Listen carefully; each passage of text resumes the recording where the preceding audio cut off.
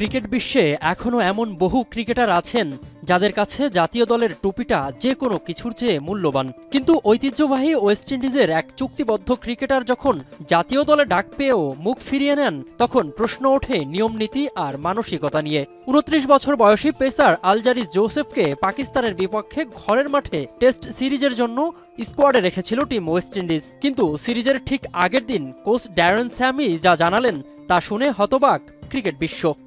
Joseph খেলছেন না, ওকে না পাওয়াটা আমাদের জন্য বড় ক্ষতি। কিন্তু বাস্তবতা হলো জোসেফ নিজেই এটা প্রত্যাখ্যান করেছে।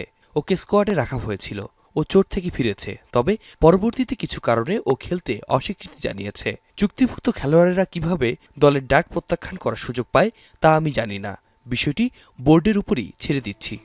পেসার হিসেবে আলজারি জোসেফের না থাকা ওয়েস্ট ইন্ডিজের জন্য যেমন মাঠের বড় ক্ষতি, তার চেয়েও বড় আঘাত তাদের ক্রিকেট সংস্কৃতির মূলে।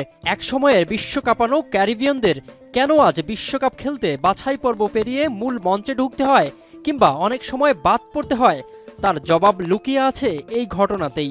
বিশ্বের বিভিন্ন কোণায় ফ্রাঞ্চাইজি লিগের লোভনীয় চুক্তির পেছনে ছুটতে গিয়ে জাতীয় দলের দায়বদ্ধতা আজ ঠেকেছে তলানিতে।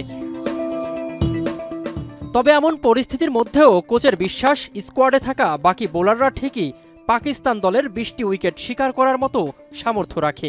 যাই হোক না কেন, আমাদের যে বোলিং আক্রমণ আছে তারা টেস্টে ২০ উইকেট তুলে নিতে সক্ষম। অস্ট্রেলিয়া ও নিউজিল্যান্ড সিরিজে আমরা বল হাতে সমকক্ষ লড়াই করেছি। শ্রীলঙ্কা সিরিজে ব্যাটাররা বড় রান পেয়েছে। ব্যাটাররা রান করলেও আমাদের এই বোলিং লাইন আপ নিয়েই ম্যাচ জেতা সম্ভব।